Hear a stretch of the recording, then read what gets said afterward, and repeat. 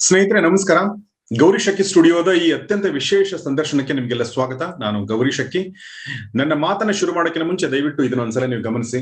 ನಿಗೂಢ ನಾಣ್ಯ ಒಂದು ಕಾದಂಬರಿ ಬರೆದವರು ನಮ್ಮ ವಿಠಲ್ ಶಣೈ ಅಂತ.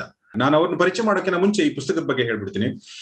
ನನಗೆ ವಸಂತ್ ಶೆಟ್ಟಿ ಅವರು ಕೊಟ್ಟರು ಈ ಪುಸ್ತಕನ ಕೆಲವು ತಿಂಗಳುಗಳ ಹಿಂದೆ. ಇದು ಬ್ಲಾಕ್ ಚೈನ್ ಮತ್ತು ಬಿಟ್ ಕಾಯಿನ್ ಬಗ್ಗೆ ಬಂದಿರುವಂತ, ಕನ್ನಡದಲ್ಲಿ ಬಂದಿರುವಂತ ಅಥವಾ ಯಾವುದೇ ರೀಜನಲ್ ಭಾಷೆಯಲ್ಲಿ ಬಂದಿರುವಂತ ಮೊದಲ ಟೆಕ್ ಫಿಕ್ಷನ್ ಪುಸ್ತಕ. ನಾನು ಇದನ್ನು ಓದಿದೆ, ನಂಗೆ ತುಂಬಾ ಇಷ್ಟ ಆಯ್ತು. ಯಾಕೆಂದ್ರೆ ಇತ್ತೀಚಿನ ದಿನಗಳಲ್ಲಿ ನಾವು ಪದೇ ಪದೇ ಒಂದು ಶಬ್ದನ ಕೇಳ್ತಿರ್ತೀವಿ. ಆ ಶಬ್ದ ಏನಂದ್ರೆ ಬಿಟ್ ಕಾಯಿನ್. ಅದು ಬಿಟ್ಟರೆ ಇನ್ನೊಂದು ಶಬ್ದ ಕೇಳ್ತಾ ಇರೋದು ಬ್ಲಾಕ್ ಚೈನ್. ಇವೆರಡು ಎಷ್ಟು ಕಬ್ಬಿಣದ ಕಡಲೆ ಅಂತಂದ್ರೆ ನೀವು ಹೆಂಗೆ ಅರ್ಥ ಮಾಡ್ಕೊಳ್ಳಿ ಟ್ರೈ ಮಾಡಿದ್ರು ಕೂಡ ಆಗಲ್ಲ, ಅಟ್ಲೀಸ್ಟ್ ನಮ್ಮಂತವ್ರಿಗೆ. ಓಕೆ, ಸೊ ಹೀಗಾಗಿ ಇದನ್ನ ಕನ್ನಡದಲ್ಲಿ ಒಂದು ಕಥಾರೂಪ ಕೊಟ್ಟು ಒಂದು ನಾವೆಲ್ ಬಂದಿದೆ ಅಂದಾಗ ನಂಗೆ ಬಹಳ ಖುಷಿ ಆಯ್ತು. ಅದನ್ನ ಓದಿದೆ, ನಂಗೆ ಬಹಳ ಇಷ್ಟ ಆಯ್ತು. ಸೊ ಹೀಗಾಗಿ ಈ ನಾವೆಲ್ ಬಗ್ಗೆ ಮತ್ತು ವಿಶೇಷವಾಗಿ ಬಿಟ್ ಕಾಯಿನ್ ಬಗ್ಗೆ ಮತ್ತು ಬ್ಲಾಕ್ ಚೈನ್ ಬಗ್ಗೆ ಮಾತಾಡೋದಕ್ಕೆ ನಿಗೂಢ ನಾಣ್ಯ ಈ ಪುಸ್ತಕದ ಲೇಖಕರಾಗಿರುವಂತ ವಿಠಲ್ ಶಣೈ ಅವ್ರ ನಮ್ಮೊಂದಿಗಿದ್ದಾರೆ. ಬನ್ನಿ, ಅವ್ರನ್ನ ಸ್ವಾಗತಿಸೋಣ. ಸರ್, ನಿಮಗೆ ಹಾರ್ದಿಕ ಸ್ವಾಗತ ಮತ್ತು ನಮಸ್ಕಾರ. ನಮಸ್ಕಾರ. ನಿಮಗೂ ಮತ್ತೆ ನಿಮ್ಮ ಎಲ್ಲ ಶ್ರೋತೃ ಮತ್ತು ವೀಕ್ಷಕರಿಗೆ ನಮಸ್ಕಾರ. Thank you very much sir. So ನಾನು ಈಗಾಗಲೇ ಹೇಳಿರೋ ಹಾಗೆ ವಿಠಲ್ ಶಣೈ ಅವರು ಬಹಳಷ್ಟು ವರ್ಷಗಳ ಕಾಲ ಬಹಳಷ್ಟು ಕಂಪನಿಗಳಲ್ಲಿ, ಬಹಳಷ್ಟು ದೇಶಗಳಲ್ಲಿ ಸಾಫ್ಟ್ವೇರ್ ಡೆವಲಪರ್ ಆಗಿ ಅವರು ಕೆಲಸ ಮಾಡಿದ್ದಾರೆ. ಅವರೊಬ್ಬ ಸಾಫ್ಟ್ವೇರ್ ಕೋಡರ್, ಅಂದ್ರೆ ಕೋಡಿಂಗ್ ಮಾಡುವಂತವ್ರು. ಅವ್ರ ಕಥೆ ಬರೆಯುವಷ್ಟೇ ಸುಲಲಿತವಾಗಿ ಕೋಡ್ ಕೂಡ ಬರೀತಾರೆ. ಸೊ ಹೀಗಾಗಿ ಅವರು ಈ ಪುಸ್ತಕ ಏನ್ ಬರ್ದಿದ್ದಾರೆ, ನಿಗೂಢ ನಾಣ್ಯ, ಮೊದಲನೇದಾಗಿ ಅದನ್ನೇ ಕೇಳೋಣ. ಸರ್, ಮೊದಲನೇ ಪ್ರಶ್ನೆ ನಿಮ್ಗೆ, ಈ ಒಂದು ನಿಗೂಢ ನಾಣ್ಯ ಪುಸ್ತಕ ಬರಿಬೇಕಂತ ಅನ್ಸುತ್ತೆ ಯಾಕೆ? ಖಂಡಿತ. ಇದರ ಉತ್ತರ ಹೇಳ್ಬೇಕಂದ್ರೆ ಸುಮಾರು ಒಂದು 4-5 ವರ್ಷ ಹಿಂದೆ ಹೋಗ್ಬೇಕಾಗತ್ತೆ. ನನ್ನ ಜೀವನದಲ್ಲಿ ಆದ ಕೆಲವು ಏನಂತ ಮಹತ್ವ ಘಟನೆಗಳಲ್ಲ, ಬಟ್ ಕೆಲವು ವಿಷಯಗಳು ನನಗೆ ಈ ಒಂದು ಟಾಪಿಕ್ ಮೇಲೆ ಸೆಳೆದ್ಕೊಂಡು ಹೋಯ್ತು. ಇದು ಸುಮಾರು 2017 ಅನ್ಸುತ್ತೆ. ಅದರ ಹತ್ತತ್ರ. ಅದಕ್ಕಿಂತ ಮುಂಚೆನೂ ನಾನು ಬಿಟ್ ಕಾಯಿನ್, ಬ್ಲಾಕ್ ಚೈನ್ ಬಗ್ಗೆ ಕೇಳಿದ್ದೆ. ಯಾಕಂದ್ರೆ ನಾವು ಟೆಕ್ನಾಲಜಿ ಫೀಲ್ಡ್ ಅಲ್ಲಿ ಇರೋದ್ರಿಂದ ಹೊಸ ಬಸ್ ವರ್ಡ್ಸ್ಗಳು ನಾವು ಕೇಳ್ಕೊಂಡೇ ಇರ್ತೀವಿ. ಬಟ್ ಅದ್ರ ಬಗ್ಗೆ ಜಾಸ್ತಿ ತಲೆ ಕೆಡಿಸ್ಕೊಂಡಿರ್ಲಿಲ್ಲ. ಏನೋ ಒಂದು ಕರೆನ್ಸಿ ಅಂತ ಒಂದಿದೆ, ಡಿಜಿಟಲ್ ಕರೆನ್ಸಿ ಇದೆ ಅಂತ ಅಷ್ಟಕ್ಕೆ ಬಿಟ್ಟಿದ್ದೆ. ಬಟ್ 2016 ನಂಗೆ ಕರೆಕ್ಟಾಗಿ ಗೊತ್ತಿಲ್ಲ, ಆವಾಗ ಒಂದು ವಾನಕ್ರೈ ಅಂತ ಒಂದು ವೈರಸ್ ಅಟ್ಯಾಕ್ ಆಯಿತು. ವಿಶ್ವದಾದ್ಯಂತ ಸುಮಾರಷ್ಟು ಕಂಪ್ಯೂಟರ್ಗಳು ಮತ್ತೆ ಇದ್ರ ಮೇಲೆ ಡೇಟಾ ಇದಾಗ್ಬಿಟ್ಟು, ಆ ವೈರಸ್ನ ಈ ಹ್ಯಾಕರ್ಸ್ಗಳು ರ್ಯಾನ್ಸಮ್, ಈ ಕಪ್ಪ ಕಾಣಿಕೆ ಅಂತ ಹೇಳ್ತಾರಲ್ಲ, ಅದನ್ನ ಕೇವಲ ಬಿಟ್ ಕಾಯಿನ್ ಅಲ್ಲಿ ಮಾತ್ರ ಪೇ ಮಾಡಬೇಕು ಅಂತ ಹೇಳಿದ್ರು. ನಿಮ್ಗೆ ನೆನಪಿದ್ರೆ ಅಥವಾ ನೋಡು. ಆಗ ನನ್ಗೆ ಇದೊಂದು ಕ್ಯೂರಿಯಾಸಿಟಿ ಬಿಲ್ಡಪ್ ಆಯ್ತು. ಅಂದ್ರೆ ಇವರು ಕೇವಲ ಬಿಟ್ ಕಾಯಿನ್ ಅಲ್ಲಿ ಯಾಕೆ ಕೇಳ್ತಾ ಇದ್ದಾರೆ ಅಂತ ಅದೊಂದು ಕ್ಯೂರಿಯಾಸಿಟಿ ಪಾಯಿಂಟ್ ಆಗ ಬಂತು. ಪ್ಲಸ್ ಅದೇ ಸಮಯಕ್ಕೆ ಸರಿಯಾಗಿ ನಾನು ಕೆಲಸ ಮಾಡೋ ಇದರಲ್ಲಿ ಕ್ಷೇತ್ರದಲ್ಲಿ ಒಬ್ಬ ಕಸ್ಟಮರ್ ಇಂದ ನಮ್ಮ ಪ್ರಾಡಕ್ಟ್ ಅಲ್ಲಿ ಒಂದು ಬಿಟ್ ಕಾಯಿನ್ ಪೇಮೆಂಟ್ ಫೀಚರ್ ಎನೇಬಲ್ ಮಾಡೋಕ್ಕಾಗತ್ತಾ ಅಂತ ಒಂದು ರಿಕ್ವೆಸ್ಟ್ ಕೊಟ್ಟರು. ಸೊ ಆಗ ನನಗೆ ಎರಡು ವಿರುದ್ಧಗಳು ಕಾಣಿಸ್ತು. ಒಂದು ಕಡೆ ಒಬ್ರು ಕಸ್ಟಮರ್, ಒಂದು ದೊಡ್ಡ ಕಸ್ಟಮರ್ ಈ ತರ ಕೇಳ್ತಾ ಇದ್ದಾರೆ, ಇನ್ನೊಂದು ಕಡೆ ಕಳ್ಳಕಾಕರು ಈ ಒಂದು ದುಡ್ಡನ್ನು ಬಳಸ್ಕೊತಾ ಇದ್ದಾರೆ.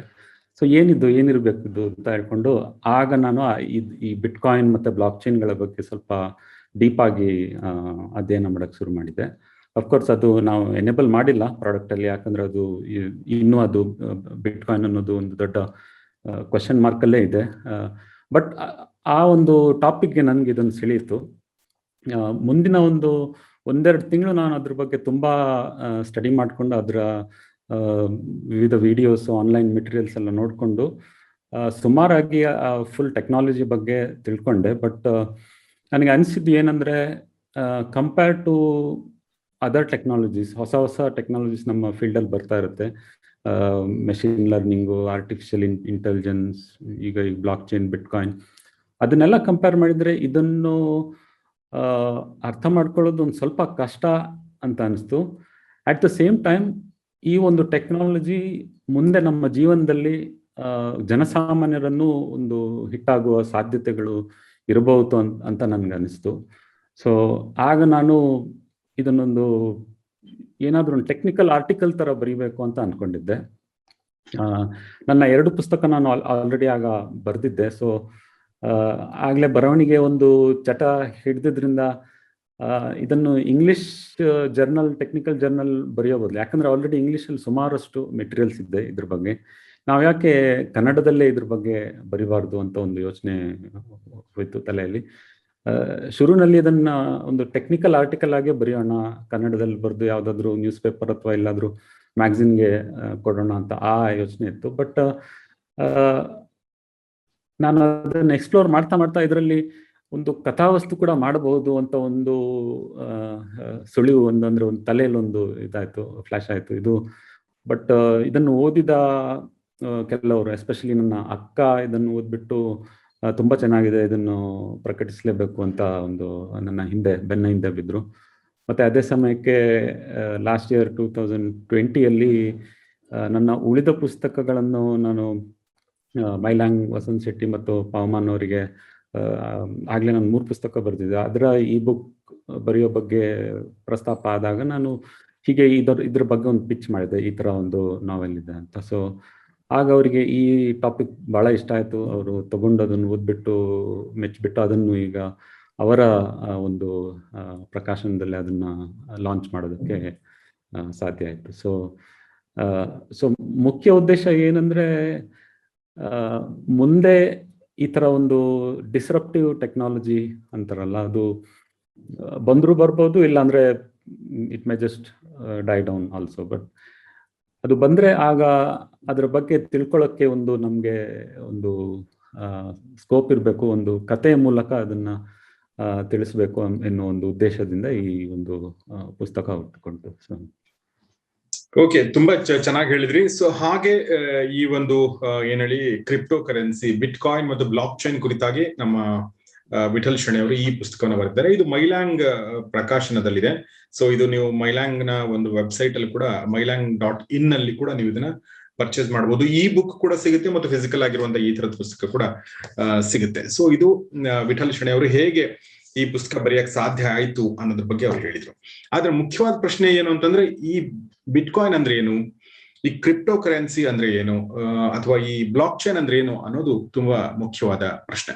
ಒಂದು ಡಿಸ್ರಪ್ಟಿವ್ ಟೆಕ್ನಾಲಜಿ, ಅದು ನಮ್ಮ ಜೀವನದಲ್ಲಿ ಇವತ್ತು ನಮ್ಗೆ ಎಲ್ಲೋ ಕೇಳ್ತಾ ಇದೀವಿ, ಎಲ್ಲೋ ಓದ್ತಾ ಇದೀವಿ ಅಂತ ಅನ್ಸುವಂಥದ್ದು ಇನ್ನೊಂದು 4-5 ವರ್ಷದಲ್ಲಿ ಅದು ನಮ್ಮ ಜೀವನದ ಒಂದು ಇಂಟಿಗ್ರಲ್ ಪಾರ್ಟ್ ಆದ್ರೂ ಆಗ್ಬಹುದು, ಆಗ್ದೇನೂ ಇರಬಹುದು. ಅಕಸ್ಮಾತ್ ಆದ್ರೆ ನಾವು ರೆಡಿ ಇರ್ಬೇಕು ಅನ್ನೋದು ತುಂಬಾ ಮುಖ್ಯವಾದ ವಿಚಾರ. ಸೊ ಆ ನಿಟ್ಟಿನಲ್ಲಿ ಈ ಸಂದರ್ಶನ. ಸೊ ಸರ್, ಈ ಬಿಟ್ ಕಾಯಿನ್ ಅಂದ್ರೆ ಏನು, ಅದನ್ನ ಎನೇಬಲ್ ಮಾಡಕ್ಕೆ ಇರುವಂತ ಟೆಕ್ನಾಲಜಿ ಅಂದ್ರೆ ಬ್ಲಾಕ್ ಚೈನ್. ಸೊ ಈ ಬ್ಲಾಕ್ ಚೈನ್ ಅಂದ್ರೆ ಏನು, ದಯವಿಟ್ಟು ನಮ್ಮ ನೋಡುಗರಿಗೆ ಹೇಳಿ. ಓಕೆ, ಇದನ್ನ ಒಂದು ಸಿಂಪಲ್ ಟರ್ಮ್ಸ್ ಅಲ್ಲಿ ಬಿಟ್ ಕಾಯಿನ್ ಏನು ಅಂತ ಹೇಳ್ಬೇಕು ಅಂತ ಹೇಳಿದ್ರೆ, ಇದು ಒಂದು ಲೆಕ್ಕಪತ್ರ ಅಂತ ಹೇಳ್ಬೋದು, ಡಿಜಿಟಲ್ ಲೆಕ್ಕಪತ್ರ. ಇದು ಇಂಟರ್ನೆಟ್ ಅಲ್ಲಿ ಎಲ್ಲಾ ಕಡೆ ಹರಡಿರುವ ಒಂದು ಲೆಡ್ಜರ್ ಅಂತ ಹೇಳ್ಬೋದು, ಇನ್ ಒನ್ ಸೆಂಟೆನ್ಸ್. ಇದರಲ್ಲಿ ಈ ಲೆಡ್ಜರ್ನಲ್ಲಿ ಏನೋ ಒಂದು ಬೆಲೆ ಬಾಳುವಂತ ವಸ್ತು ಒಬ್ಬ ವ್ಯಕ್ತಿಯಿಂದ ಇನ್ನೊಬ್ಬ ವ್ಯಕ್ತಿಗೆ ಹೋಗಿದೆ ಅಂತ ಒಂದು ರೆಕಾರ್ಡ್ ಆಗಿರುತ್ತೆ. ಆ ತರದ ಒಂದು ಲೆಡ್ಜರು ಇಂಟರ್ನೆಟ್ ಅಲ್ಲಿ ಎಲ್ಲಾ ಕಡೆ ನೋಟ್ಸ್, ಬೇರೆ ಬೇರೆ ನೋಟ್ಸ್ಗಳಲ್ಲಿ, ಬೇರೆ ಬೇರೆ ಕಂಪ್ಯೂಟರ್ಗಳಲ್ಲಿ ಈ ತರ ಒಂದು ಡೇಟಾ ಬೇಸ್ ಇರುತ್ತೆ ಅಂತ ಒಂದು ಸಿಂಪಲ್ ಆಗಿ ತಿಳ್ಕೊಬಹುದು. ಬಟ್ ಇದರಲ್ಲಿ ಇದಕ್ಕಿಂತ ಹೆಚ್ಚಿನ ಒಂದು ತಿಳಿದುಕೊಳ್ಳುವ ಒಂದು ಅಗತ್ಯ ಇದೆ. ಅದನ್ನ ನಾನು ಬ್ಲಾಕ್ ಚೈನ್ ಅಂದ್ರೆ ಏನು, ಬಿಟ್ ಕಾಯಿನ್ ಅಂದ್ರೆ ಏನು ಅಂತ ಒಂದು ಸ್ವಲ್ಪ ಸಪರೇಟ್ ಆಗಿ ಎಕ್ಸ್ಪ್ಲೈನ್ ಮಾಡಿ ಹೇಳ್ತೀನಿ. ಬ್ಲಾಕ್ ಚೈನ್ ಅನ್ನೋದು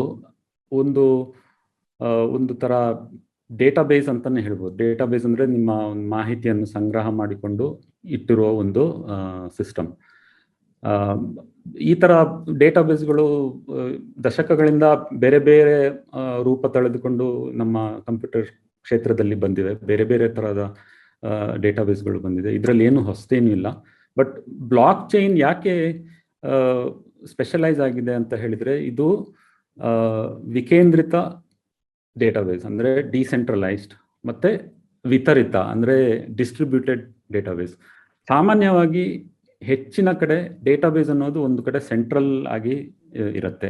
ಒಂದು ಕಡೆ ಇರ್ಬೋದು ಅಥವಾ ಎರಡು ಕಡೆ, ಒಂದು ಇಲ್ಲಿ ಏನಾದ್ರೂ ಡಿಸಾಸ್ಟರ್ ಆದ್ರೆ ಇನ್ನೊಂದೊಂದು ಫಿಸಿಕಲ್ ಪಾಯಿಂಟ್ ಇಂದ ಮಾಡೋ ತರ, ಆ ತರ ಒಂದು ಸೆಟಪ್ ಇರುತ್ತೆ, 1-2 ಕಡೆ ಆಗ್ಬಿಟ್ಟು.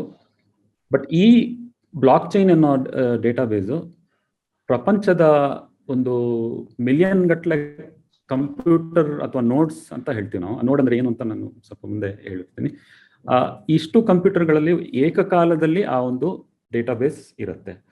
ಸೊ ಇದೊಂದು ಈ ಡೇಟಾಬೇಸ್ನ ಹೇಗೆ ಆಪರೇಟ್ ಮಾಡೋದು ಅಥವಾ ಹೇಗೆ ಡಿಸೈನ್ ಮಾಡೋದು ಅನ್ನೋ ಒಂದು ಕಾನ್ಸೆಪ್ಟ್ ಈಸ್ ಬ್ಲಾಕ್ ಚೈನ್. ಇದನ್ನು ನಾವು ಇನ್ನು ಸ್ವಲ್ಪ ಉದಾಹರಣೆ ಕೊಟ್ಟು ಹೇಳಬೇಕಂತ ಹೇಳಿದ್ರೆ, ಈಗ ಇಂಟರ್ನೆಟ್ ಅನ್ನೋ ಅಂತರ್ಜಾಲ ಅನ್ನೋ ಒಂದು ಟೆಕ್ನಾಲಜಿ ಇದೆ. It is just a technology. ಅಂತರ್ಜಾಲ, ಇಂಟರ್ನೆಟ್ ಅನ್ನೋದು ಅದು 1980s ಅಲ್ಲ, ತುಂಬಾ ಮೂರ್ನಾಲ್ಕು ದಶಕಗಳ ಹಿಂದೆ ಇನ್ವೆಂಟ್ ಆಗಿರೋದು. ಬಟ್ ಆ ಒಂದು ತಂತ್ರಜ್ಞಾನ ಬಳಸಿ ಸಮಯ ಹೋದಾಗೆ ಬೇರೆ ಬೇರೆ ಅಪ್ಲಿಕೇಶನ್ಗಳು ಬಂದವು. ಅಂದರೆ ಸ್ಟಾರ್ಟಿಂಗಲ್ಲಿ ನಾವು ಬ್ರೌಸರ್ ಯೂಸ್ ಮಾಡಿ ಇಮೇಲ್ ಚೆಕ್ ಮಾಡೋದು. ಇಮೇಲ್ ಅನ್ನೋದು ಒಂದು ಇಂಟರ್ನೆಟ್ ಬಳಸ್ಕೊಂಡು ಬಳಸುವ ಒಂದು ಅಪ್ಲಿಕೇಶನ್ ಅಂತ ಹೇಳ್ತೀವಿ. ಸೊ ಇದೇ ಥರ ಸಾಧಾರಣವಾಗಿ ಇದೇ ಥರ ಬ್ಲಾಕ್ ಚೈನ್ ಅನ್ನೋದು ಇಂಟರ್ನೆಟ್ ಇದ್ದಾಗೆ 1990s ಅಲ್ಲಿ. ಮತ್ತೆ ಇಮೇಲ್ ಅನ್ನೋದು ನೀವು ಈ ಬಿಟ್ ಕಾಯಿನ್ ಅಂತ ಹೇಳ್ಬೋದು. ಒಂದು ಬಿಟ್ ಕಾಯಿನ್ ಅಥವಾ ಒಂದು application running on blockchain ಅಂತ ಆ ಥರ ಒಂದು ಅರ್ಥ ಮಾಡ್ಕೋಬೋದು. ಅದೇ ರೀತಿ ಸಮಯ ಕಳೆದಾಗೆ ಇಂಟರ್ನೆಟ್ನಲ್ಲಿ ಏನೇನು ಈಗ ನಾವು ಈ ಕಾಲ್ ಮಾಡ್ತಾ ಇರೋದು ಇಂಟರ್ನೆಟ್ಟಲ್ಲಿ ವಿಡಿಯೋ ಕಾಲ್ ಕೂಡ ಆಗ್ತಾ ಇದೆ. ಸೊ ಈ ಒಂದು ಕೋರ್ ಇಂಟರ್ನೆಟ್ ಎಂಬ ಒಂದು ತಂತ್ರಜ್ಞಾನವನ್ನು ಬಳಸಿಕೊಂಡು ಸುಮಾರಷ್ಟು ಅನ್ವೇಷಣೆಗಳು ಅದರ ಹಿಂದೆ ಮುಂದೆ ಆದವು. ಇಂಟರ್ನೆಟ್ಟಲ್ಲಿ ಈಗ ಸ್ಮಾರ್ಟ್ಫೋನ್ ವರ್ಕ್ ಆಗುತ್ತೆ, ಈ ಥರ ಕಾಲ್ಸ್ಗಳು ಇದೆಲ್ಲ ಆಗಿ ಈಗ ಇಂಟರ್ನೆಟ್ ಬಳಸ್ಕೊಂಡೇ ಈ ಒಂದು ಬ್ಲಾಕ್ ಚೈನ್ ಅನ್ನೋ ಒಂದು ತಂತ್ರಜ್ಞಾನ ಬಳಸಿ ಆ ತಂತ್ರಜ್ಞಾನದ ಮೇಲೆ ಇನ್ನೂ ಹೆಚ್ಚಿನ ಅಪ್ಲಿಕೇಶನ್ಗಳನ್ನು ಬರೆಯೋ ಒಂದು ಸಾಧ್ಯತೆಯನ್ನು ತಂದುಕೊಟ್ಟಿದ್ದಾರೆ ಈ ಒಂದು ಬ್ಲಾಕ್ ಚೈನ್ ಅನ್ನೋ ಒಂದು ಕಾನ್ಸೆಪ್ಟು. ಬಿಟ್ ಕಾಯಿನ್ ಮತ್ತೆ ಈ ಬ್ಲಾಕ್ ಚೈನ್ ಇನ್ವೆಂಟ್ ಆಗಿದ್ದೇ ಬಿಟ್ ಕಾಯಿನ್ ಅನ್ನೋ ಅಪ್ಲಿಕೇಶನ್ ಡಿಸೈನ್ ಮಾಡೋದಕ್ಕೆ. ಈ ಬ್ಲಾಕ್ ಚೈನ್ ಈ ಬ್ಲಾಕ್ ಚೈನ್ ಅನ್ನೋದು ಕೂಡ ಇಂಟರ್ನೆಟ್ ಮೇಲೆ ನಡೆಯುವಂತದ್ದ? ಇದ್ರ ಇಂಟರ್ನೆಟ್ ಆಧಾರಿತನೇ ಅಥವಾ ಇದು ಬೇರೆದೇ ಟೆಕ್ನಾಲಜಿನ? ಇದು ಪ್ರೈಮರಿಲಿ ಇಂಟರ್ನೆಟ್ ಮೇಲೇನೆ ನಡೆಯುತ್ತೆ. ಬಟ್ ಇಂಟರ್ನೆಟ್ ಅಲ್ಲದೆ ಇದು ಒಂದು ವೇಳೆ ಈಗ ಇಂಟರ್ನೆಟ್ ಫುಲ್ ಡೌನ್ ಆಯ್ತು ಅಂತ ಅಂದ್ಕೊಂಡ್ರು ಇದನ್ನು ಬೇರೆ ಬೇರೆ ರೇಡಿಯೋ ಫ್ರೀಕ್ವೆನ್ಸಿ ಮತ್ತೆ ಬೇರೆ ತರನು ಇದನ್ನು ಮಾಡ್ಬೋದು, ಟ್ರಾನ್ಸ್ಮಿಟ್ ಮಾಡ್ಬೋದು. ಒಟ್ಟಿನಲ್ಲಿ ನಿಮ್ಗೆ ಈ ಬ್ಲಾಕ್ ಚೈನ್ ನಲ್ಲಿರೋ ಡೇಟಾವನ್ನು ಒಂದು ಕಂಪ್ಯೂಟರ್ ಇಂದ ಇನ್ನೊಂದು ಕಂಪ್ಯೂಟರ್ಗೆ ಟ್ರಾನ್ಸ್ಫರ್ ಮಾಡ್ತಾ ಇರಬೇಕು, ಅಥವಾ ಒಂದು ಕಂಪ್ಯೂಟರ್ ಇಂದ 100 ಕಂಪ್ಯೂಟರ್ಗೆ ಅದನ್ನ ಕಮ್ಯುನಿಕೇಟ್ ಮಾಡ್ತಾ ಇರಬೇಕು. ಸೊ ಆ ಒಂದು ಕಮ್ಯುನಿಕೇಶನ್ ಏನೇನು ಎನೇಬಲ್ ಆಗುತ್ತೆ ಅದು ಆ ತಂತ್ರಜ್ಞಾನ ಬಳಸ್ಕೊಳುತ್ತೆ. ಇಂಟರ್ನೆಟ್ ಅನ್ನೋದು ಈಗ ಪ್ರಾಮಿನೆಂಟ್ ಟೆಕ್ನಾಲಜಿ. ಸೊ ಇಂಟರ್ನೆಟ್ ಮೇಲೇನೆ ಇದು ಹೆಚ್ಚಿನ ಅಂಶ ವರ್ಕ್ ಆಗುತ್ತೆ. ಬಟ್ ಬ್ಲಾಕ್ ಚೈನ್ ಹಾಗೆ ಇಂಟರ್ನೆಟ್ ಇದ್ದ ಹಾಗೆ 90ರ ದಶಕದಲ್ಲಿ, ಮತ್ತು ಬಿಟ್ ಕಾಯಿನ್ ಅನ್ನೋದು ಇಮೇಲ್ ಇದ್ದ ಹಾಗೆ ಅಂತ ಹೇಳಿ. ಸೊ ಅಂದ್ರೆ ಈ ಬ್ಲಾಕ್ ಚೈನ್ ಇಂದ ಕೇವಲ ಬಿಟ್ ಕಾಯಿನ್ ಮಾತ್ರ ಅಲ್ಲ, ಇನ್ನೂ ಸುಮಾರು ಈ ತರದ ಬೇರೆ ಬೇರೆ ಅಪ್ಲಿಕೇಶನ್ಗಳು ಬರಬಹುದು ಅಂತ ತಾವು ಹೇಳ್ತಾ ಇದ್ದೀರಿ.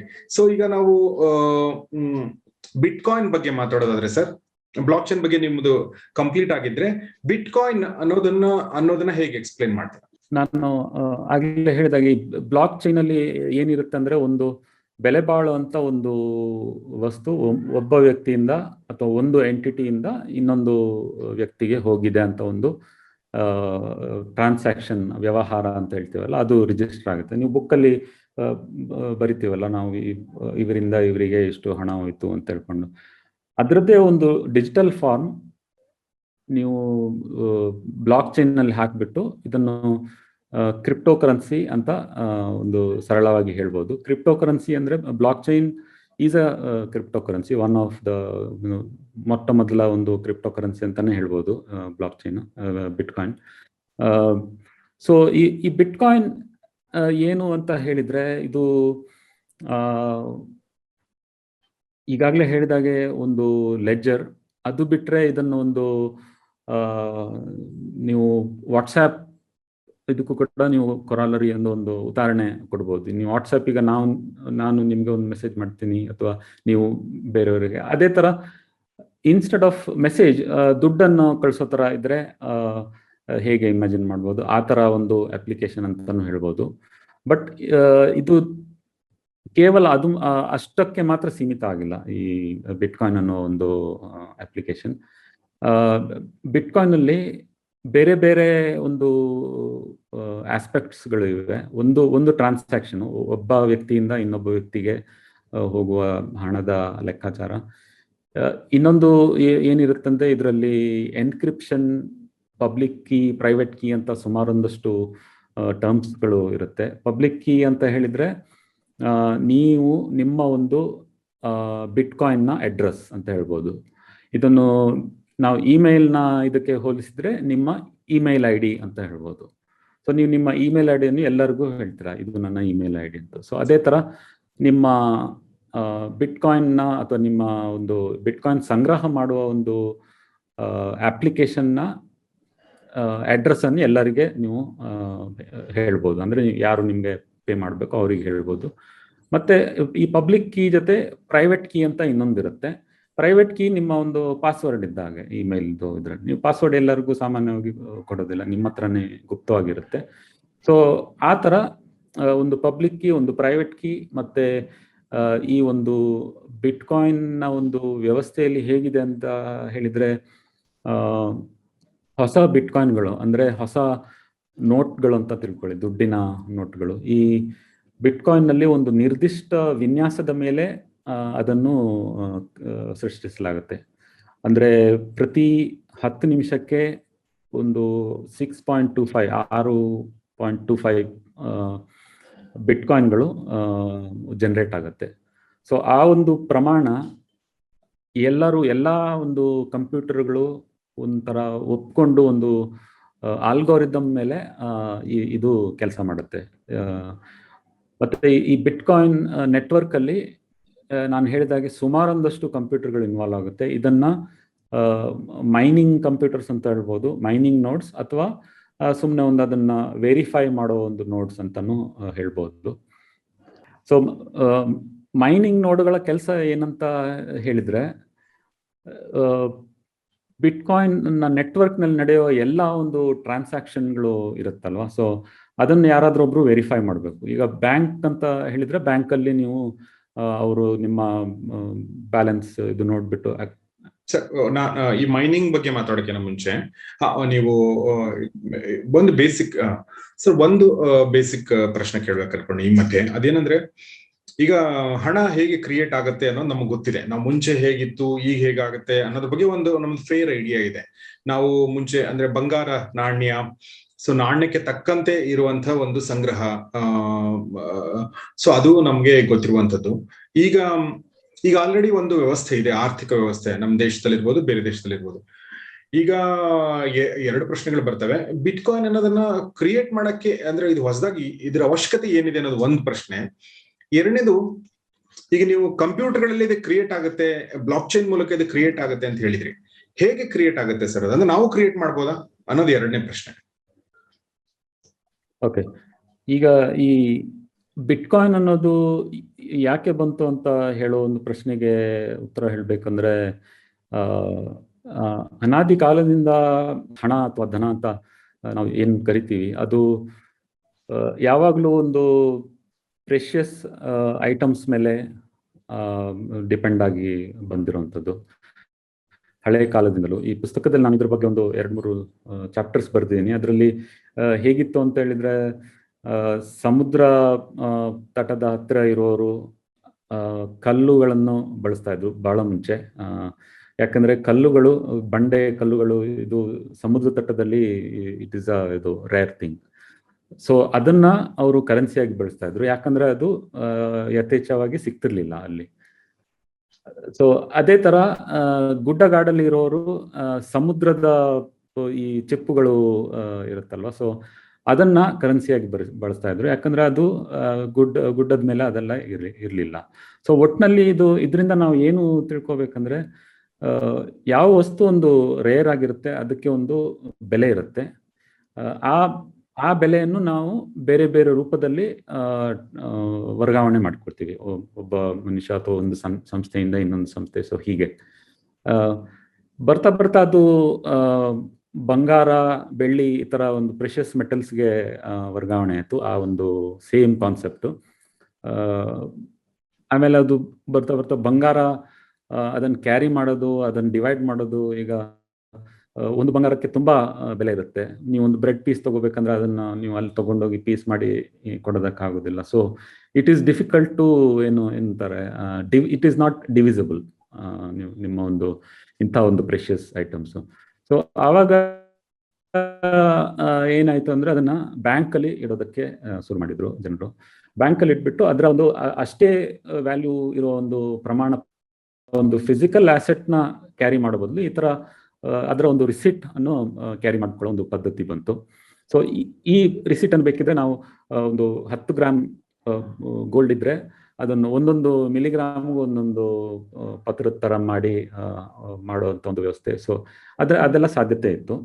ಬಟ್ ಇದರಲ್ಲಿ ಮುಖ್ಯ ವಿಷಯ ಏನಂತ ಹೇಳಿದ್ರೆ, ಈ ಒಂದು ಪೇಪರ್ ಕರೆನ್ಸಿ ಅಂತ ಏನು ಹೇಳ್ತೀವಿ ನಾವು, ಅದಕ್ಕೆ ಒಂದು ಬ್ಯಾಕಿಂಗ್ ಇತ್ತು, ಒಂದು ಫಿಸಿಕಲ್ ಆಸೆಟ್ ಇತ್ತು, which is a rare commodity, ಬಂಗಾರ ನಡೀತಾ ಇತ್ತು. ಆಮೇಲೆ 1971 ಅದು ಡಾಲರ್ಗೆ ಗೋಲ್ಡ್ ಬ್ಯಾಕಿಂಗ್ ಅನ್ನ ತೆಗೆದ್ಬಿಟ್ರು for whatever reason. So ಅದು ತೆಗೆದ ನಂತರ ಈಗ ಏನಾಗಿದೆ ಅಂತ ಹೇಳಿದ್ರೆ, ದುಡ್ಡಿಗೆ ಒಂದು ಪ್ರತಿಯೊಂದು ಕರೆನ್ಸಿ ಹಿಂದೆ ಒಂದು ರೇರ್ ಕಮಾಡಿಟಿ ಬ್ಯಾಕಪ್ ಆಗಿಲ್ಲ. ಸೊ ಅದು ಏನಾಗುತ್ತೆ ಅಂದ್ರೆ, ಈಗ ಸಾಕಷ್ಟು ದುಡ್ಡು ಪ್ರಿಂಟ್ ಮಾಡೋದಕ್ಕೆ ಅವಕಾಶ ಕೊಡುತ್ತೆ. ಹಾಗೆ ಮಾಡ್ತಾ ಇದ್ದಾರೆ ಅಂತ ನಾನು ಹೇಳ್ತಾ ಇಲ್ಲ, ಬಟ್ ಏನಾಗುತ್ತೆ ಅಂದ್ರೆ,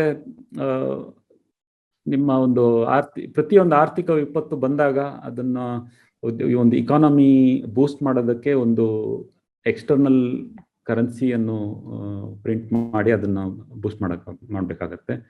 ಸೊ ಈ ತರ ಒಂದು ನಿರ್ದಿಷ್ಟ ಪ್ರಮಾಣ ಇಲ್ಲದೆ ಒಂದು ಕರೆನ್ಸಿ ಪ್ರಿಂಟ್ ಮಾಡೋ ಸಾಧ್ಯತೆಗಳು ಇವೆ. ಅದು ಆಗತ್ತೆ ಅಂತ ಹೇಳ್ತಾ ಇಲ್ಲ, ಅದು ಕೆಲವು ದೇಶಗಳಲ್ಲಿ ಆಲ್ರೆಡಿ ಆಗಿದೆ. ಈ ಕೆನ್ಯಾ, ಜಿಂಬಾಬ್ವೆ ಮತ್ತೆ ವೆನಿಜುವೆಲಾ ಇಂಥ ದೇಶಗಳಲ್ಲಿ ಆಡಳಿತ ವ್ಯವಸ್ಥೆ ಮತ್ತೆ ಆರ್ಥಿಕ ವ್ಯವಸ್ಥೆ ಕುಸಿದು ಬಿದ್ದು ಅದರ ನಂತರ ಈ ಒಂದು ವಿಪತ್ತು ಬಂದು ಅಲ್ಲಿ ಈ ಬಿಟ್ಕಾಯಿನ್ಗಳು ಸ್ವಲ್ಪ ಜಾಸ್ತಿ ಪ್ರಚಲಿತವಾಗಿವೆ. ಸೊ ಅಲ್ಲಿ ಏನಾಯ್ತು ಅಂದ್ರೆ, ಅಲ್ಲಿನ ನಾಯಕರುಗಳು ಇದೇ ತರ ಯದ್ವಾ ತದ್ವಾ ನೋಟ್ಗಳನ್ನು ಪ್ರಿಂಟ್ ಮಾಡಿ, ಹೈಪರ್ ಇನ್ಫ್ಲೇಷನ್ ಅಂತ ಹೇಳ್ತೀವಿ, ಅದನ್ನ ಕ್ರಿಯೇಟ್ ಮಾಡಿ ಆ ಒಂದು ಸಿಚುವೇಶನ್ ತಂದುಕೊಟ್ರು. ಸೊ ಇವತ್ತಿನ ಅರ್ಥವ್ಯವಸ್ಥೆಯಲ್ಲಿ ಅದು ಆಗುವ ಸಾಧ್ಯತೆಗಳು ಇವೆ. ಅದಾಗಬಾರ್ದು ಅಂತ ನಮ್ಮೆಲ್ಲರ ಒಂದು ಆಶಯ, ಬಟ್ ಆ ಒಂದು ಸಾಧ್ಯತೆ ಇದೆ. ಈ ಬಿಟ್ಕಾಯಿನ್ ಅನ್ನೋದು ಏನ್ ಮಾಡುತ್ತೆ ಅಂತ ಹೇಳಿದ್ರೆ, ಇದು ಗೋಲ್ಡ್ ಬಂಗಾರದ ಏನೇನು ಗುಣಲಕ್ಷಣಗಳಿವೆ ಅದನ್ನೆಲ್ಲ ಒಂದು ಡಿಜಿಟಲ್ ರೂಪದಲ್ಲಿ ನಿಮಗೆ ಕೊಡುತ್ತೆ. ಬಂಗಾರದ ಮುಖ್ಯ ಗುಣ ಏನಂದ್ರೆ, ಅದು ನಾನು ಆರ್ನಮೆಂಟ್ ಅಲ್ಲ, ಅದರ ಬಗ್ಗೆ ಎಲ್ಲ ಮಾತಾಡೋದಿಲ್ಲ, ಜ್ಯುವೆಲ್ಲರಿ ಅದೆಲ್ಲ ಬೇರೆ ವಿಷಯ. ಬಟ್ ಮೂಲ ಬಂಗಾರ ಬಂದಿದ್ದು ಒಂಥರ ಕರೆನ್ಸಿ ರೂಪದಲ್ಲೇ. ಸೊ ಆ ಒಂದು ರೇರಿಟಿ ಅಂತ ಹೇಳ್ತಾರಲ್ಲ, ಅದು ಬಿಟ್ಕಾಯಿನ್ ಅಲ್ಲಿ ಇದೆ. ಬಿಟ್ಕಾಯಿನ್ ನಿಮಗೆ 21 ಮಿಲಿಯನ್ ಮಾತ್ರ ಬಿಟ್ಕಾಯಿನ್ಗಳಿರೋದು ಬೈ ದ ಎಂಡ್ ಆಫ್ 2140 ಎಲ್ಲ ಬಿಟ್ಕಾಯಿನ್ಗಳು ಮೈನ್ ಆಗಿಬಿಡುತ್ತೆ. ಸೊ ಒಂದು ಲಿಮಿಟೆಡ್ ರಿಸೋರ್ಸ್ ತರ ಇದನ್ನ ಡಿಸೈನ್ ಮಾಡಿದ್ದಾರೆ. ಸೊ ಮತ್ತೆ ಇದನ್ನ ಆ ಕಾರಣದಿಂದ ಬೇಕಾದ ಹಾಗೆ ಅದನ್ನ ಕ್ರಿಯೇಟ್ ಮಾಡೋದಕ್ಕಾಗೋದಿಲ್ಲ. ಯಾಕಂದ್ರೆ ಸಾವಿರಾರು ಮಿಲಿಯನ್ ಗಟ್ಟಲೆ ನೋಟ್ಗಳು ಅಥವಾ ಡಿಸೆಂಟ್ರಲೈಸ್ಡ್ ಆಕ್ಟರ್ಸ್ ಅಂತ ಕರಿಬಹುದು, ಅವ್ರನ್ನ ಆಕ್ಟರ್ಸ್ ಇದ್ದಾರೆ. ಸೊ ಎಲ್ಲರೂ ಒಮ್ಮತ ಮಾಡಿಕೊಂಡು ನಾವೀಗ ಇಷ್ಟು ಬಿಟ್ಕಾಯಿನ್ ರಿಲೀಸ್ ಮಾಡೋಣ ಅಂತ ಮಾಡಿ ಈ ಸಿಸ್ಟಮ್ನ ಹ್ಯಾಕ್ ಮಾಡೋದು ಬಹಳ ಕಷ್ಟ ಇದೆ. ಸೊ ಆ ಕಾರಣದಿಂದ ಈ ಒಂದು ವಿನ್ಯಾಸ ಬಂದ್ಬಿಟ್ಟು ಈಗ ಇದನ್ನ ಇದು ಕೇವಲ ಕರೆನ್ಸಿ ಅಥವಾ ಸ್ಟೋರ್ ಆಫ್ ವ್ಯಾಲ್ಯೂ ಇರದೆ ಒಂದು ಗೋಲ್ಡ್ ತರ, ಗೋಲ್ಡ್ 2.0 ಅಂತಾನೆ ಇದನ್ನ ಕೆಲವರು ಕರೀತಾರೆ. ಸೊ ಆ ತರ ವಿನ್ಯಾಸ ಆಗಿದೆ. ಸೊ ಅದು ಬಿಟ್ಕಾಯಿನ್ ಯಾಕೆ ಬೇಕಿತ್ತು ಅಂತ ಹೇಳುವ ಒಂದು ಪ್ರಶ್ನೆಗೆ ಅದು ಎಷ್ಟು ಕೆಲವು ಸಲ ಇದು ಕನ್ವಿನ್ಸ್ ಆಗೋದಿಲ್ಲ. ಅಂದ್ರೆ ಈ ಒಂದು ಪ್ರಶ್ನೆಗೆ ಒಂದು ನಿರ್ದಿಷ್ಟ ಉತ್ತರ ಅಂತ ಇರೋದಿಲ್ಲ. ಮುಂದೆ ಏನಾಗ್ಬೋದು, ಫಾರ್ ಎಕ್ಸಾಂಪಲ್ ನಾವ್ ಯಾಕೆ ಬೇಕಾದಾಗೆ ದುಡ್ಡು ಪ್ರಿಂಟ್ ಮಾಡಿಕೊಂಡು ಇದು ಮಾಡು, ಎಕಾನಮಿನ ಬೂಸ್ಟ್ ಮಾಡಬಾರ್ದು ಅಂತ.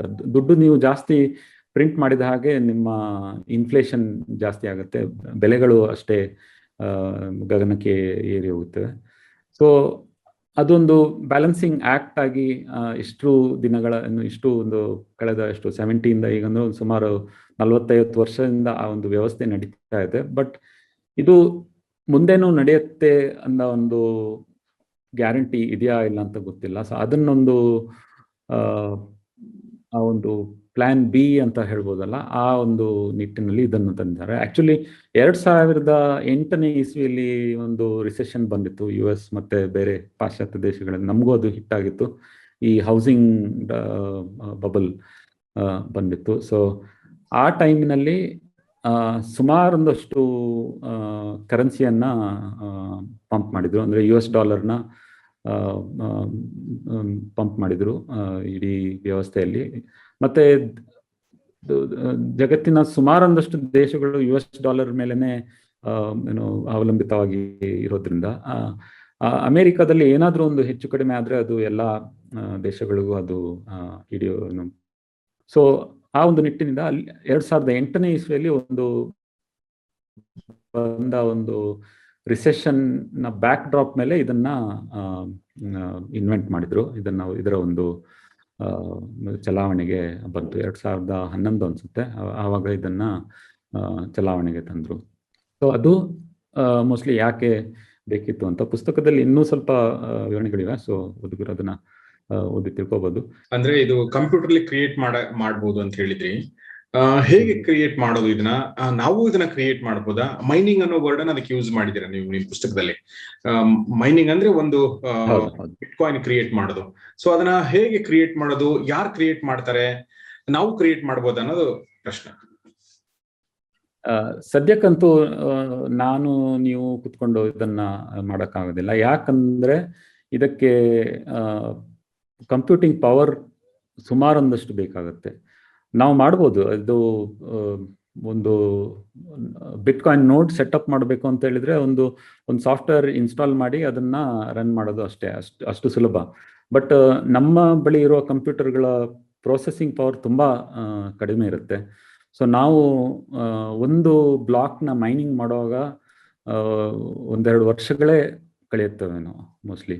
ಬಟ್ ಬಿಟ್ಕಾಯಿನ್ ಮೈನಿಂಗ್ ಅಂತ ಈಗ ಒಂದು ಸ್ಪೆಷಲ್ GPU ಬೇಸ್ಡ್ ಕಂಪ್ಯೂಟರ್ಗಳು ಬಂದಿವೆ. ಸೊ ಅವು 10 ನಿಮಿಷದಲ್ಲಿ ಒಂದೊಂದು ಬ್ಲಾಕ್ ಅನ್ನ ಮೈನಿಂಗ್ ಮಾಡುತ್ತೆ. ಮೈನಿಂಗ್ ಮಾಡೋದಂದ್ರೆ ಒಂದು ಬ್ಲಾಕ್ ಅಂದ್ರೆ 100 ಅಥವಾ 1000 ಟ್ರಾನ್ಸಾಕ್ಷನ್ಗಳು, ಅದನ್ನ ವೆರಿಫೈ ಮಾಡೋದು, ಇದಿಷ್ಟು ಸರಿ ಇದೆಯಾ, ಇವರಿಗೆ ಎಷ್ಟು ದುಡ್ಡು ಕಳಿಸ್ತಾ ಇದ್ದಾರೆ, ಅವ್ರ ಹತ್ರ ನಿಜವಾಗ್ಲೂ ಅಷ್ಟು ದುಡ್ಡು ಇದೆಯಾ, ಅಥವಾ ಅವರು ಅದನ್ನು ಬೇರೆ ಕಡೆ ಸ್ಪೆಂಡ್ ಮಾಡಿ ಏನಾದ್ರು ಮೋಸ ಮಾಡ್ತಾ ಇದ್ದಾರಾ, ಅದನ್ನೆಲ್ಲ ವೆರಿಫೈ ಮಾಡಿ ಅದನ್ನೊಂದು ಬ್ಲಾಕ್ ಅಲ್ಲಿ ಹಾಕ್ಬಿಟ್ಟು ಅದನ್ನ ಸೆಂಟ್ರಲ್ ಅಂದ್ರೆ ಮೇನ್ ಬ್ಲಾಕ್ ಚೈನ್ ಇರುತ್ತಲ್ಲ, ಅದಕ್ಕೆ ಈ ಒಂದು ಬ್ಲಾಕ್ನ ಅಲ್ಲಿಗೆ ಕಳಿಸೋದು, ಅದನ್ನ ಮೈನಿಂಗ್ ಅಂತ ಕರೀತಾರೆ. ಬಟ್ ಅದರಲ್ಲಿ ಸುಮಾರಷ್ಟು ಅಂಶಗಳಿವೆ. ಅದರಲ್ಲಿ ಆ ಮೈನಿಂಗ್ ಅನ್ನ ಹೇಗೆ ಡಿಸೈನ್ ಮಾಡ್ತಾರೆ ಅಂತ ಹೇಳಿದ್ರೆ ಅದು ಸ್ಪೆಷಲ್ ಕಂಪ್ಯೂಟರ್ಗಳು ಮಾತ್ರ ಮಾಡೋ ತರ ಮಾಡಿದ್ದಾರೆ.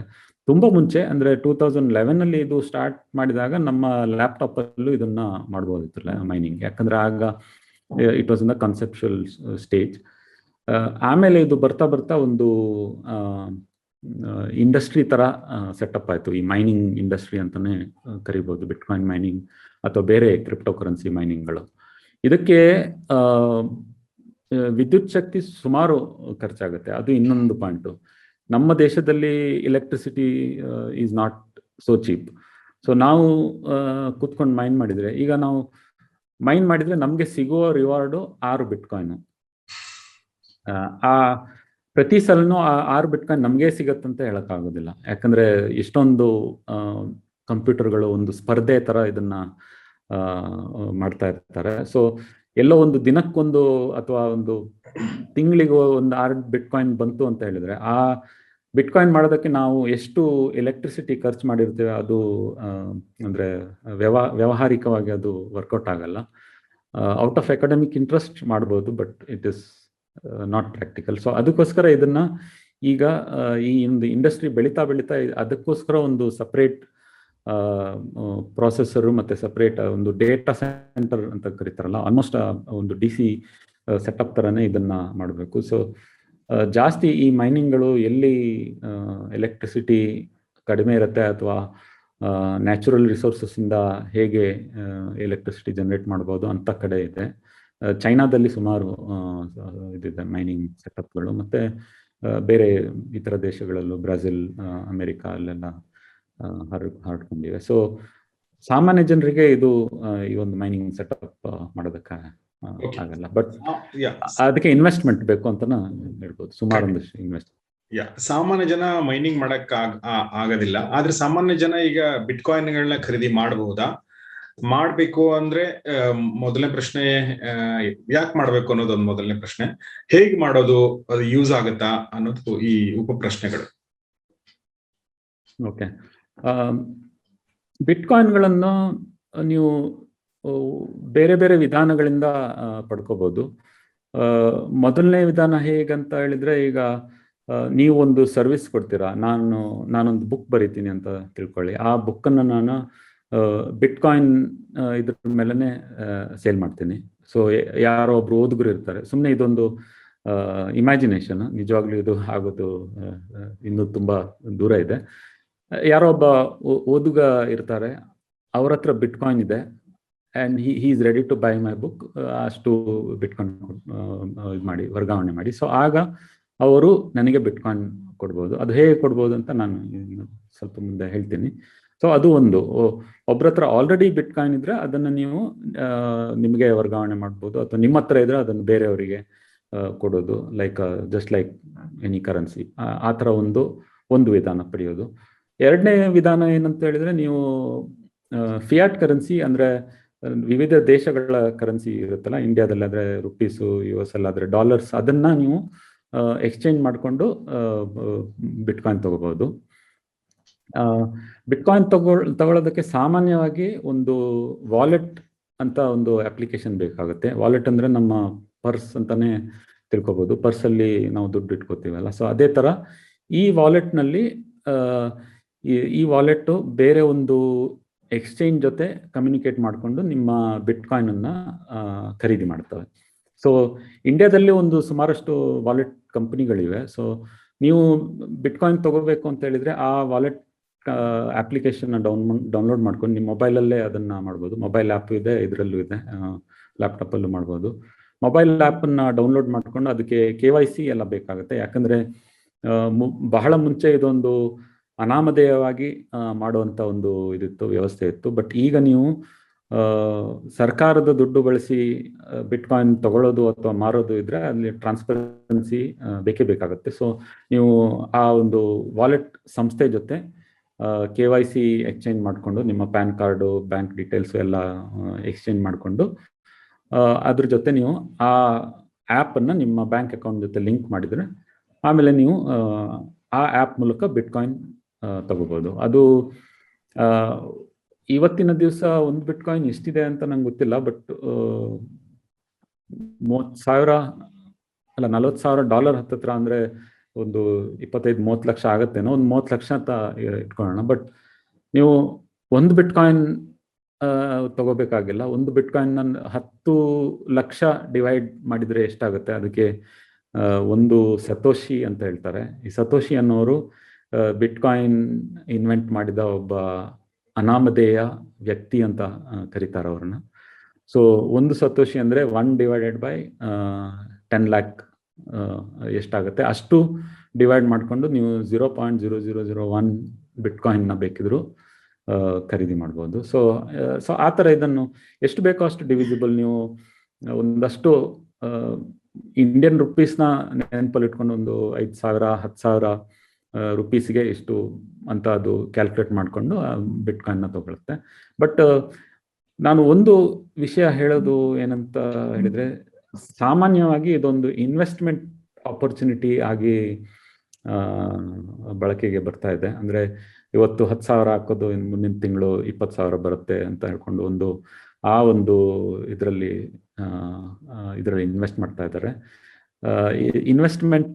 ಇದೊಂದು ಇನ್ವೆಸ್ಟ್ಮೆಂಟ್ ಆಪರ್ಚುನಿಟಿ ಅಲ್ಲ ಅಂತ ನನ್ನ ವೈಯಕ್ತಿಕ ಒಂದು ಅಭಿಪ್ರಾಯ. ಇದೆಲ್ಲ ಈ ಕಾರ್ಯಕ್ರಮದಲ್ಲಿ ನಾನು ಹೇಳಿದ್ದೆಲ್ಲ ನನ್ನ ವೈಯಕ್ತಿಕ ಅಭಿಪ್ರಾಯಗಳು. ಅದೊಂದು ಡಿಸ್ಕ್ಲೈಮರ್ ಕೊಡ್ತಾ ಇದ್ದೀನಿ. ಸೊ ಒಂದು ಎಕ್ಸ್ಪೀರಿಯನ್ಸ್ ಮಾಡೋದಕ್ಕೆ ಬೇಕಿದ್ರೆ ನೀವು ಇದನ್ನು ಟ್ರೈ ಮಾಡ್ಬೋದು. ಆಮೇಲೆ ನೀವು ಮುಂದೆ ಬೇರೆ ಎಲ್ಲಾದ್ರೂ ದೇಶಕ್ಕೆ ಹೋಗಿದ್ರೆ, ಈ ಕೊರೋನಾ ಗಿರೋನೆಲ್ಲ ಆದ್ಮೇಲೆ ಸುಮಾರು ದೇಶದಲ್ಲಿ ಇದನ್ನ ಬಳಸ್ಬೋದು. ಅಬ್ರಾಡ್ನಲ್ಲಿ ಸುಮಾರೊಂದಷ್ಟು ಸೆಲೆಬ್ರಿಟೀಸ್ಗಳು ಬಿಟ್ಕಾಯಿನ್ ಮೇಲೆನೆ ವ್ಯವಹಾರಗಳನ್ನು ಮಾಡ್ತಾರೆ. ಸೊ ನಿಧಾನವಾಗಿ ಅದೊಂದು ಆ ಒಂದು ಇದಕ್ಕೆ ಬಂದಿದೆ, ಮೇನ್ ಸ್ಟ್ರೀಮ್ ಇದಕ್ಕೆ.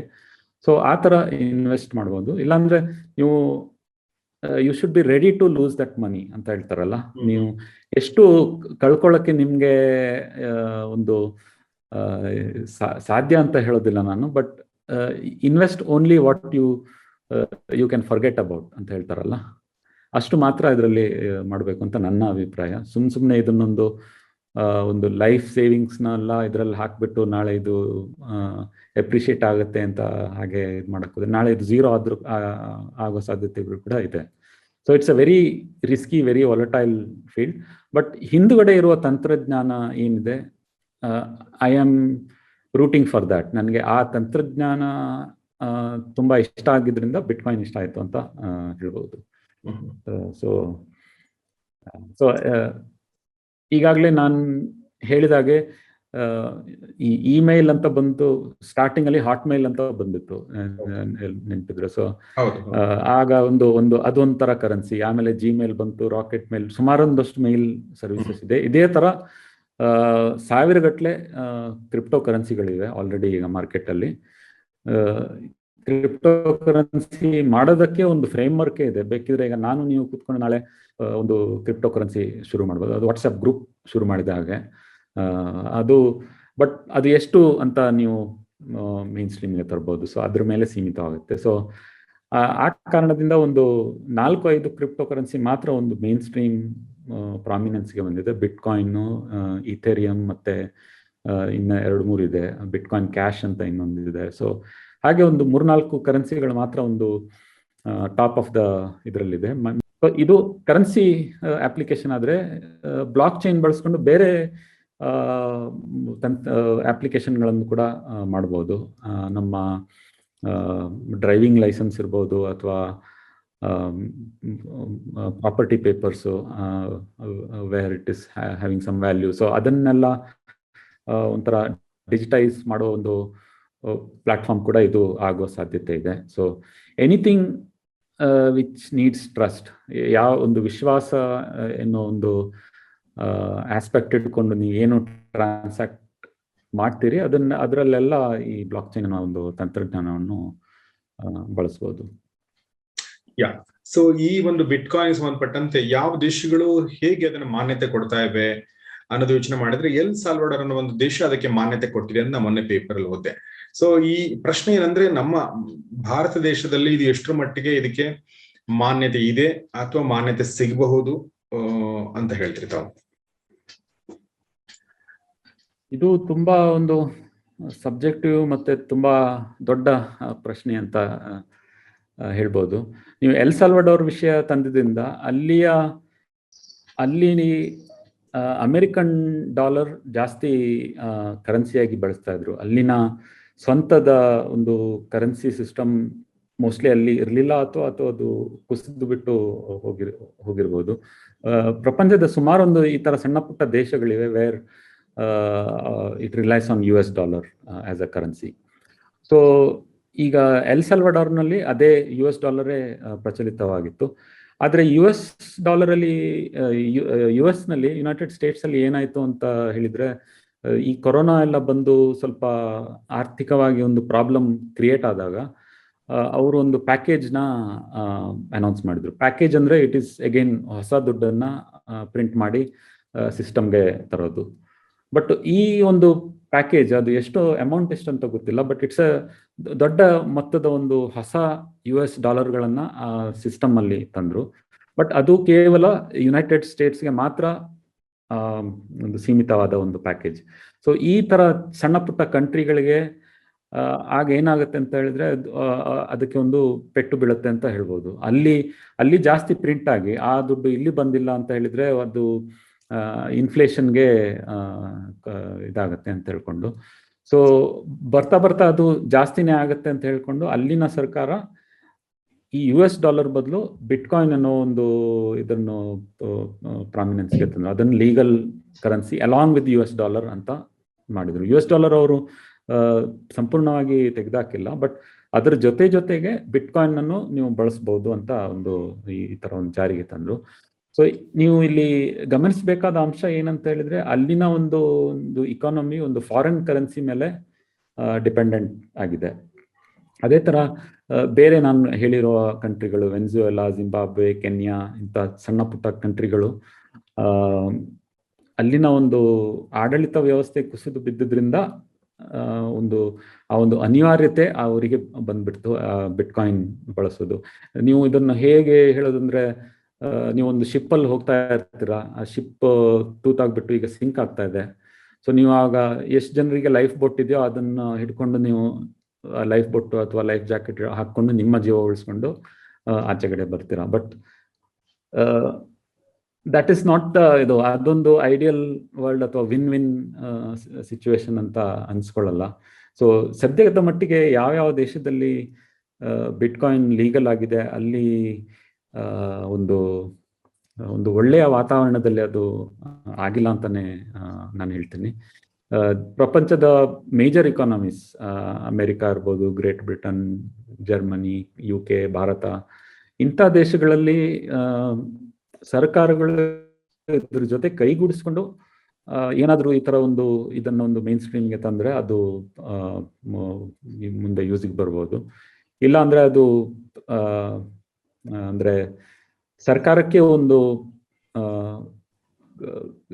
ಏನ್ ಹೇಳ್ತಾರ, ಒಂದು ಆರ್ಥಿಕ ವ್ಯವಸ್ಥೆಗೆ ಒಂದು ಪ್ರಶ್ನೆಯಾಗಿ ಅಥವಾ ಆಲ್ಟರ್ನೇಟಿವ್ ಆಗಿ ಇದೊಂದು ಬಂದಿರೋದ್ರಿಂದ ಅದು ಸ್ವಲ್ಪ ಕಾನ್ಫ್ಲಿಕ್ಟ್ ಆಫ್ ಇಂಟ್ರೆಸ್ಟ್ ಅಥವಾ ಬೇರೆ ಸಮಸ್ಯೆಗಳು ಕ್ರಿಯೇಟ್ ಆಗುತ್ತೆ. ಸೊ ಈ ಕಾರಣದಿಂದ ಸರ್ಕಾರಗಳು ಮತ್ತೆ ಈ ಬಿಟ್ಕಾಯಿನ್ ಬ್ಲಾಕ್ ಚೈನ್ ಟೆಕ್ನಾಲಜಿ ಹಿಂದೆ ಇರುವ ಯಾರ್ಯಾರು ಕಾರಣಕರ್ತರು ಅವರು ಒಂದು ಕೈಗೂಡಿಸ್ಕೊಂಡು ಮುಂದೆ ಒಂದು ವಿನ್ ಸಿಚುವೇಶನ್ ತರ ಬಂದ್ಬಿಟ್ರೆ that is a best use of the technology rather then ಒಂದು ವ್ಯವಸ್ಥೆ ಸಂಪೂರ್ಣವಾಗಿ ಕುಸಿದು ಬಿದ್ದು ಆಗ ನೀವು ಇದನ್ನು ಬಳಸೋದು, ಆ ತರದ್ದು ಸ್ಥಿತಿ ಬರಬಾರ್ದು ಅಂತ ನನ್ನ ಒಂದು ಅನಿಸಿಕೆ.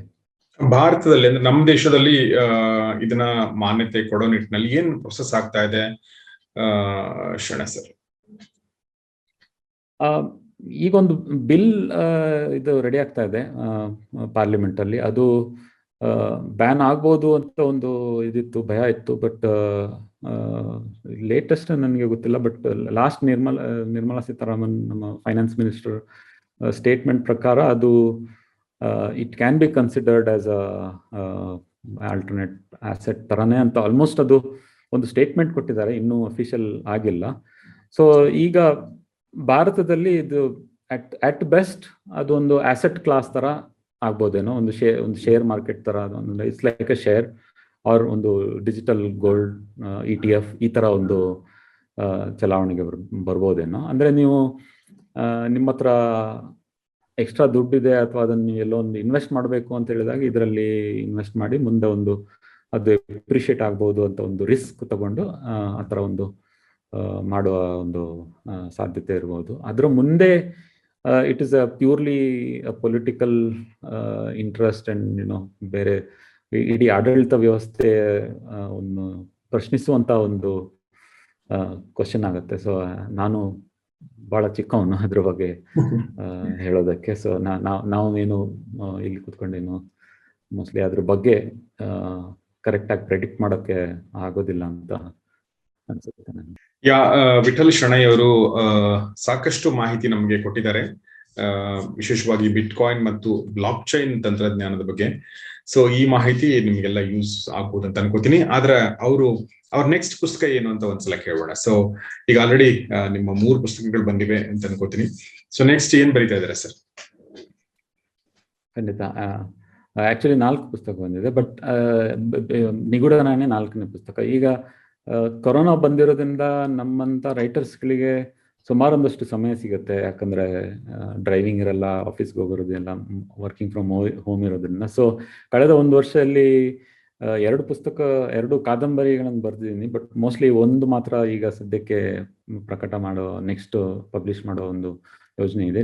ನೀ ಇರಲು ಜೊತೆಯಲ್ಲಿ ಅಂತ ಒಂದು ಈ ಕಾದಂಬರಿಯ ಹೆಸರು. ಇದು ಒಂದು ನಾಯಿ ಮತ್ತೆ ಒಂದು ಸಣ್ಣ ಪರಿವಾರದ ಹಿಂದೆ ಮುಂದೆ ನಡೆಯುವ ಕತೆ. ಟೆಕ್ನಿಕಲ್ ಇದರಲ್ಲಿ ಏನೂ ಇಲ್ಲ. ನಾಯಿಗಳ ಬಗ್ಗೆ ಒಂದಷ್ಟು ಮಾಹಿತಿ ಮತ್ತೆ ಒಂದು ಸೆಂಟಿಮೆಂಟ್ಸ್ ಹೇಗಿರುತ್ತೆ ಒಂದು ಫ್ಯಾಮಿಲಿ ಒಳಗೆ ಅಂತ ಹೇಳ್ಕೊಂಡು ಅದನ್ನು ಹಿಡ್ಕೊಂಡು ಒಂದು ಕತೆ ಒಂದು ಹೆಣೆಯುವ ಪ್ರಯತ್ನ ಮಾಡಿದ್ದೀನಿ. ಸೊ 2ನೇ ಅಲೆ ಬಂದಿದ್ರಿಂದ ಅದರ ಒಂದು ಪ್ರಿಂಟರ್ಸ್ ಎಲ್ಲ ಕ್ಲೋಸ್ ಆಗಿರೋದ್ರಿಂದ ಅದಿನ್ನೂ ಹೊರಗಡೆ ಬಂದಿಲ್ಲ. ಈಗ ಸುಮಾರೊಂದಷ್ಟು ಓಪನ್ ಆಗಿರೋದ್ರಿಂದ ಮುಂದೆ ಇನ್ನೊಂದು ತಿಂಗಳು ಒಳಗಡೆ ಅದನ್ನ ಬಿಡುಗಡೆ ಮಾಡುವ ಒಂದು ಪ್ಲಾನ್ ಇದೆ. ಸೊ ನೀ ಇರಲು ಜೊತೆಯಲ್ಲಿ ಅಂತ ಹೇಳ್ಕೊಂಡು. ತುಂಬಾ ಚೆನ್ನಾಗಿದೆ title. Yes sir. So Vithal Shenoy ಅವರು ನಿಗೂಢ ನಾಣ್ಯದ ಲೇಖಕರು.